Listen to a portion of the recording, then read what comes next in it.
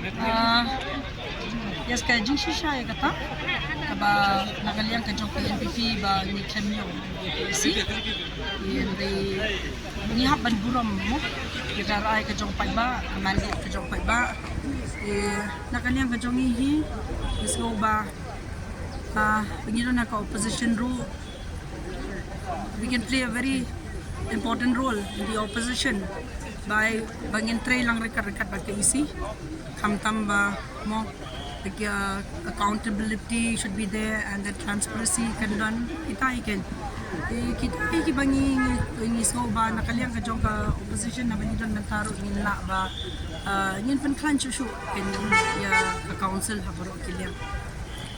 ya kata ti kumba PE mentang gidon kumba gidon karan mo kiba anong na nakaisi so kumba ba karan mo ka opposition ti nakaliang mo jong ate nga karay ka jong baro ka kikat wingon kay gawa kinjit ya kaya di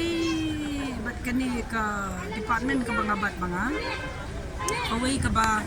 nakaliang ka jonga ka ba hoy nahun ka mansin ka jonga na marbangi lala man amen ya ka markedag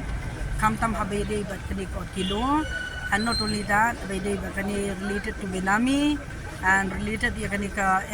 MSP kani ka minimum support price kato kani ko way ka ba nga nakwa ba ngidi ben budian hay kani ka minimum support price. I expect a lot ba nakaliang so kay isi thamay kaba mo ikanman makantak kintray ba para kidang day ki newcomers ro badang nong fresh ka politics ro but nginom lang siya underestimate gibe but I expect that they can do a lot better mo see